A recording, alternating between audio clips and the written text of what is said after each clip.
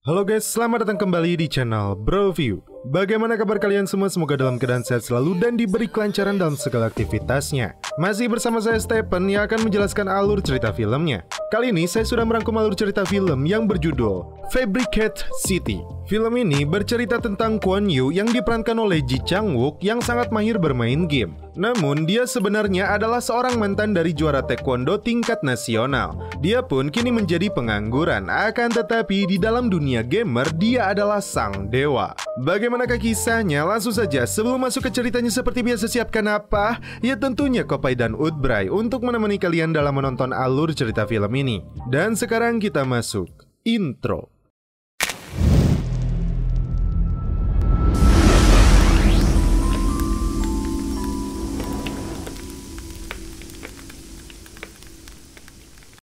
Di awal film, diperlihatkan aktor utama dalam film ini dia bernama Kwon Yu atau Dae-jang. Dengan berbagai peralatan senjatanya, Dae-jang dan beberapa rekan timnya mulai menjalankan aksi pertempuran.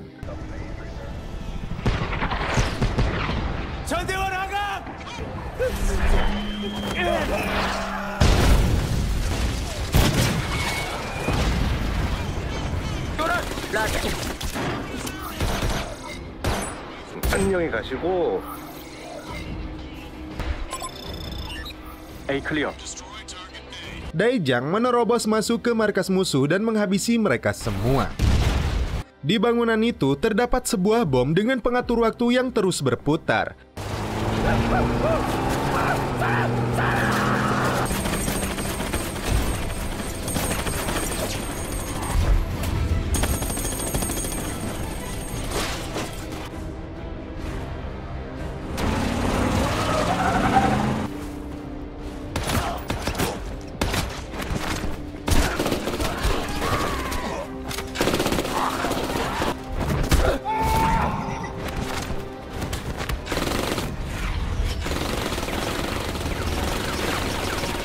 Di satu sisi, rekannya tertembak hingga Dae-jang memutuskan untuk seorang diri menghabisi mereka hingga dirinya terbunuh.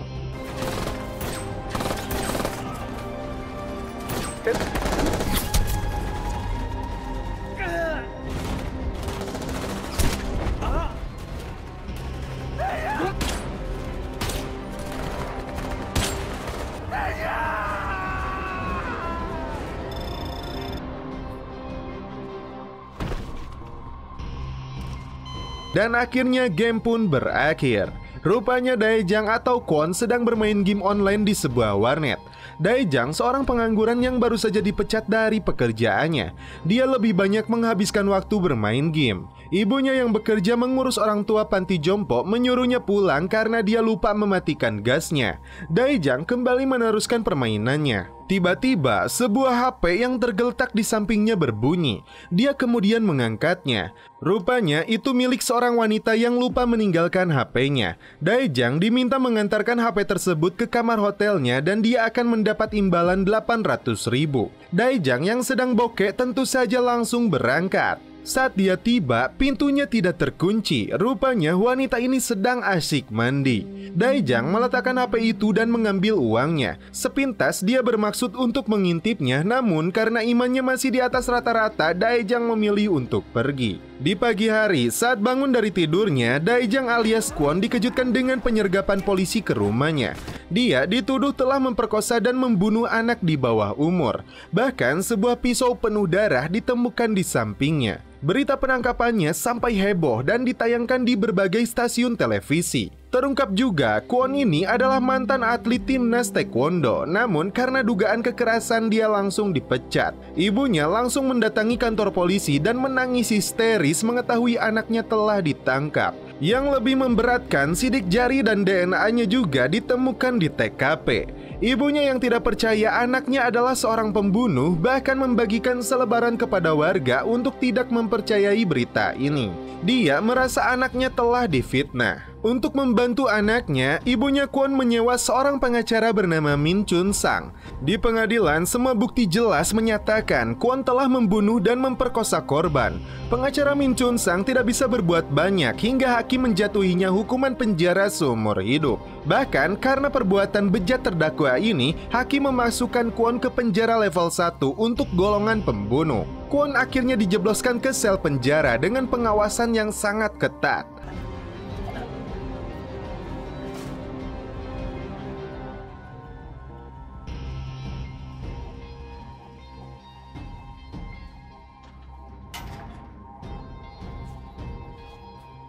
Di penjara ini, Kwon lebih sering menyendiri dan ketakutan.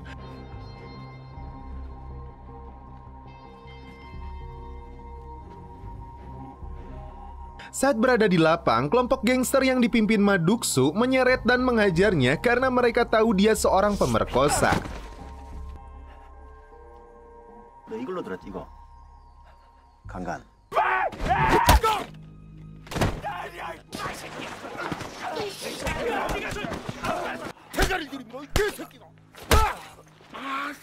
Petugas yang datang anehnya malah memasukkan Kwon ke sel isolasi.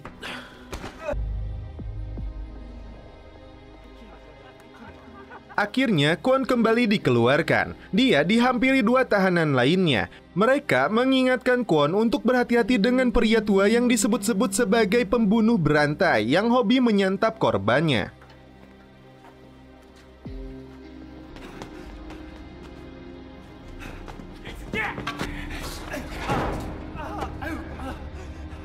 Tak lama, Ma Duk-soo kembali menyeret Kwon dan 2 orang tahanan itu. Mereka dipaksa untuk celepot.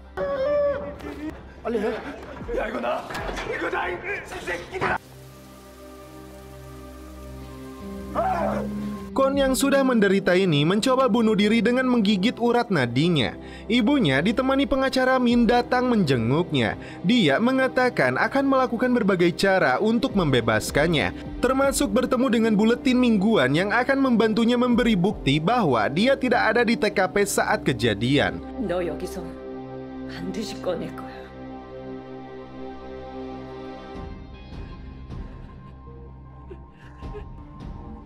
새끼 봐라.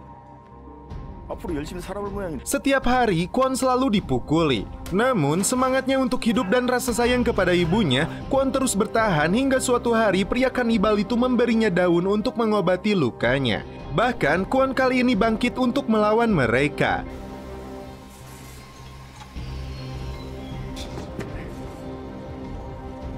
Dia membuat semacam anak panah dari jarum, kemudian melesatkannya dengan sebuah tali karet.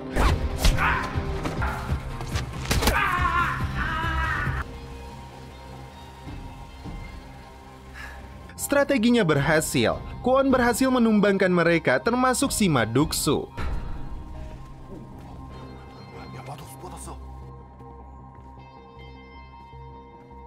Pengacara Min datang kembali ke penjara. Dia membawa kabar duka bahwa ibunya telah meninggal. Seketika, Kwon terkejut dan menangis. Orang yang dia sayangi, yang menjadi satu-satunya penyemangat dia bertahan hidup, telah tiada.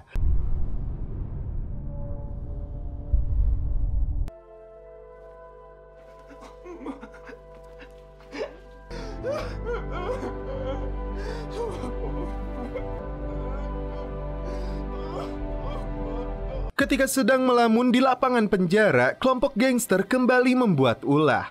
Mereka bahkan menahan para penjaga agar Ma Duk-soo dapat menyerang Kwon. Untungnya, Kwon siaga dan balik menyayat wajah si Ma Duk-soo. Ketika dia akan ditangkap, Kwon memilih untuk menusuk perutnya sendiri.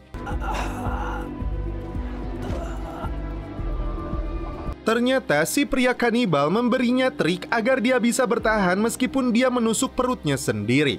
Saat berada di dalam ambulan itulah, Kwon menjalankan misinya untuk kabur dan membersihkan namanya.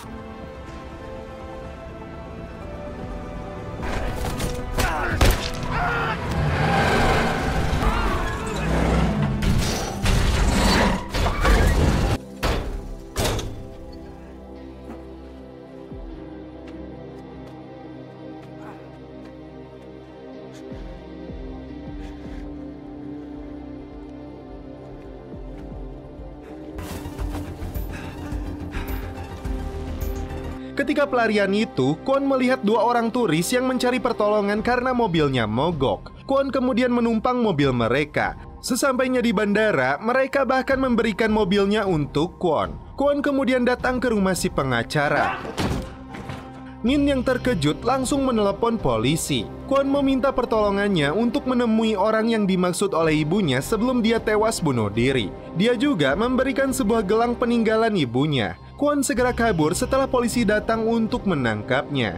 Dia pergi ke sebuah warnet dan menerima bukti kejanggalan dalam kasusnya yang dikirim seseorang ke emailnya. 떠들썩하게 했던 게임 중독 블랙박스에 권유의 모습이 우연히 찍혔다는 사실을 Rekaman itu telah dikirim ke stasiun televisi, namun entah kenapa kembali hilang. Dalam rekaman itu terungkap Kwon hanya masuk selama 3 menit. Yang menjadikannya janggal bagaimana mungkin Kwon dalam waktu sebentar itu melakukan pembunuhan dan pemerkosaan, kemudian memindahkan korbannya. Di sebuah klub malam terlihat korban bersama seorang pria yang diindikasikan sebagai tersangka sebenarnya. Pria yang menghubungi Kwon ini meminta bertemu di sebuah rumah makan. Dia terkejut karena ternyata pria yang menghubunginya itu ternyata adalah seorang wanita yang bernama Yeowol. Kwon dibawa ke rumahnya dan Yeowol rupanya seorang hacker. Saat menikmati hidangan, Kwon kembali menangis. Tak lama 3 orang datang. Kwon yang masih ketakutan mengambil teflon. Terungkap keempat orang ini adalah tim yang bergabung dengan Kwon dalam permainan game online. Dan dalam game online itu, Kwon adalah Daejang dan si wanita itu dipanggil Taeolbu. Yang bertopi adalah Yongdosa dan berbaju merah Demolition dan pria tua ini adalah Yobegu ini. 지방대학 건축과 교수인데 Mereka bertekad untuk membantunya mengungkap fitnah yang ditujukan kepada Kwon. Pengacara Min datang ke kantor polisi untuk meminta berkas Kwon. Dia bahkan mencari informasi tentang Maduksu. Taeolbu menemukan bukti lain bahwa pelakunya melakukan ini secara profesional. Dan korban dari jaringan mereka ternyata bukan Kwon, masih ada kasus lainnya. Sebuah mobil box yang dicurigai berada di sekitar TKP mereka telusuri. Kwon dan si Demo menemukan mobil itu. Tak lama 2 pria muncul juga. 2 orang pria tadi masuk ke sebuah rumah yang penuh dengan darah.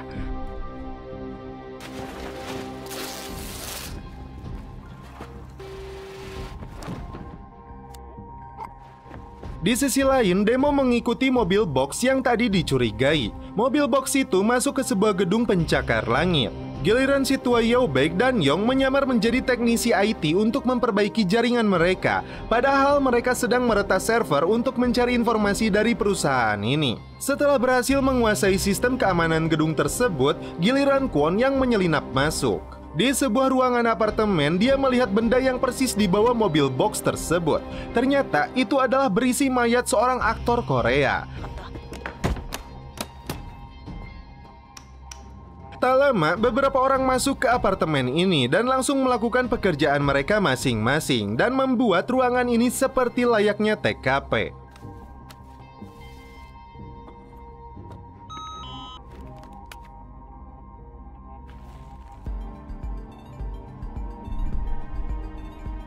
Dan pimpinan organisasi kejahatan ini adalah Min, pengacara Kwon. Mereka memilih para pengangguran di negara ini untuk dijadikan kambing hitam atas setiap kasus yang terjadi. Di ruangan rahasianya, Min bisa mengakses semua informasi dan data rahasia milik orang lain dengan bebas.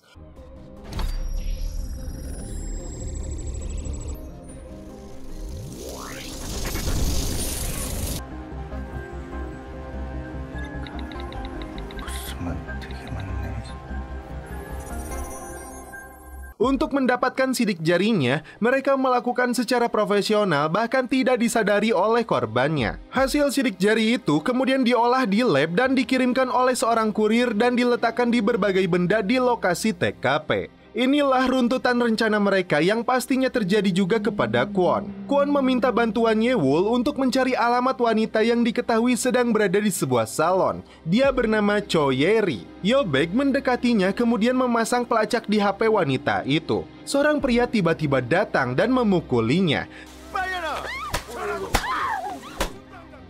Tak mau tinggal diam, Kwon keluar dari mobilnya dan menghajar si pria itu.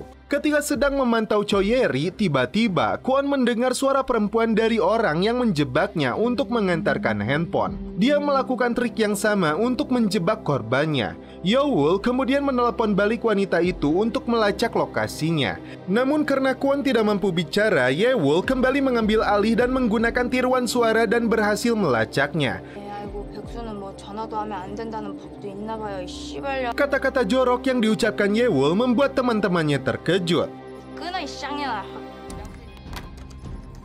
Saat Kwon hampir mendapatkan wanita itu, si pria kurir berhelm langsung membawanya. Tak mau menyerah, Kwon langsung mengejarnya hingga puluhan polisi muncul untuk menangkapnya.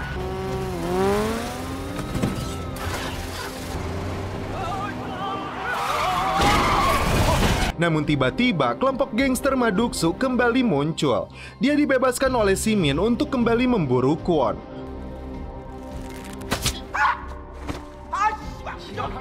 Kwon kembali disiksa oleh mereka. Dari luar, tim kepolisian datang untuk menyergap mereka. Saling beradu kemampuan sebagai hacker antara Min yang meretas markas polisi agar mereka mundur, sedangkan Yeowol berpura-pura sebagai korban dan meminta polisi segera masuk ke lokasi ini. Kwon memanfaatkan situasi dan segera keluar dari lokasi. Yeowol tiba-tiba datang membawa mobilnya. Terungkap juga sebuah gelang peninggalan ibunya yang diberikan Min ternyata ada pelacak di dalamnya. Kwon dan timnya mencurigai Min bukan pengacara biasa. Menerbangkan sebuah drone dengan membawa alat pendeteksi logam, mereka menemukan sebuah ruangan yang dipenuhi jaringan kabel yang tidak biasa. Yeowol mengalami kesulitan untuk meretas sistem di dalamnya. Ketika Min dan asistennya datang ke TKP, ternyata lokasi itu telah diacak-acak. Dia kembali memerintahkan anak buahnya untuk membersihkan TKP. Seorang wanita yang memang menjadi tersangka sebenarnya bersembunyi di sebuah rumah sakit. Dia meminta ayahnya untuk segera menyelesaikan pekerjaan Min. Kwon mencuri mesin mobil milik si pria yang memukuli Cho dan memasangnya di mobil antik miliknya. Sebuah drone diterbangkan untuk meledakkan mobil yang digunakan kelompok Min. Termasuk mengacak-acak lab sidik jari dan dua pria yang bertugas membawa jenazah. Wanita operator dan kurir mereka pun menjadi sasaran Kwon agar organisasi kejahatan ini lumpuh. Min yang percaya diri tetap mengekspos pembunuhan aktor Korea itu. Namun saat polisi datang ke TKP, ternyata Kwon telah merusak rencana mereka. Hingga polisi tetap menangkap si cewek tersangka aslinya. Kwon kemudian menelepon Min. 내가 많은 걸 말해. 너랑 나랑 통화하잖아.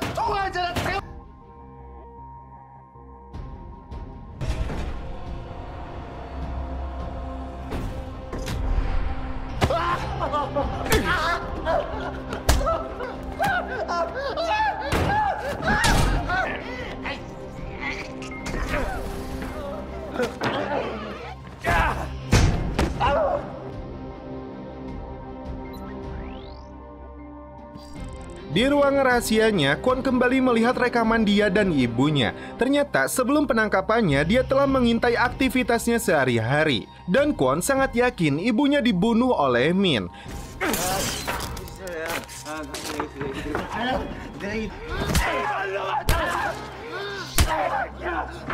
Tiba-tiba dia mendapat telepon bahwa timnya sedang diserang oleh kelompok gangster Maduksu. Tak ada pilihan lain. Kwon lebih memilih timnya dan membebaskan si Min. Dia segera berangkat untuk menyelamatkan mereka. Dan ketika mereka hendak dieksekusi, Kwon mematikan lampu dan langsung mengajar mereka.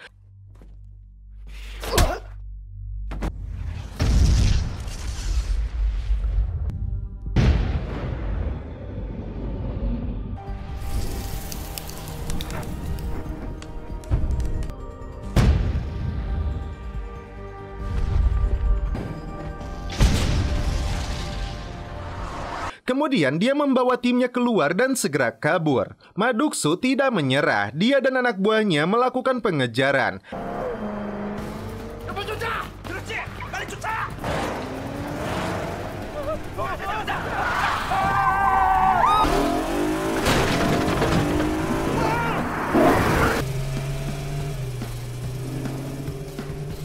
Bahkan si Min meretas sebuah mobil sport untuk mencelakai Kwon.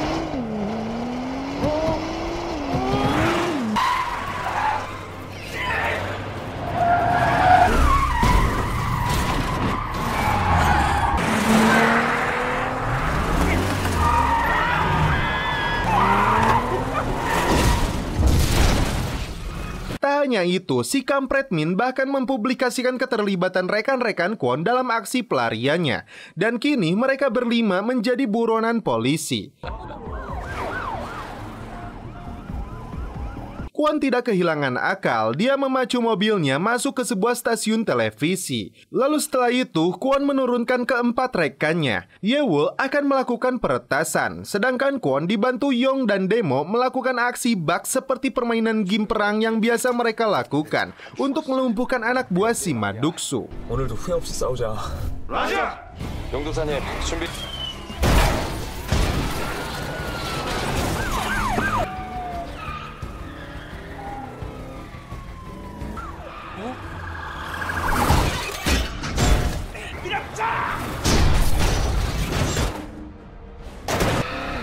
단단히 준비.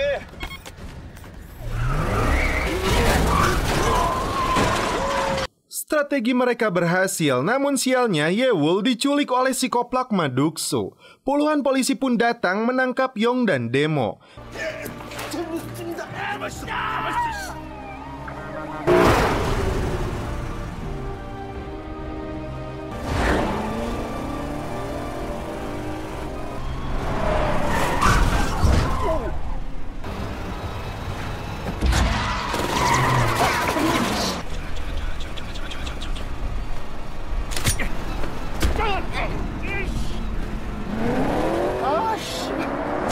Dia berhasil menyelamatkan Yewol, kemudian meninggalkannya di sebuah lokasi. Sedangkan Kwon menyerahkan diri ke sebuah stasiun televisi dan disaksikan ratusan media yang ditayangkan secara live. Sementara itu, si Min tertawa kembali karena penangkapan Kwon. Hingga tiba-tiba dia tidak bisa mengakses jaringannya. Ternyata Yewol berhasil meretasnya. Yobek dibantu seorang reporter seksoi mempublikasikan semua bukti kejahatan Min. Dan rekaman video pembunuhan sesungguhnya ditayangkan, bahkan sosok tersangka yang mengkambing hitamkan Kwon terkuak. Dan aktor sesungguhnya adalah Min Chon Sang.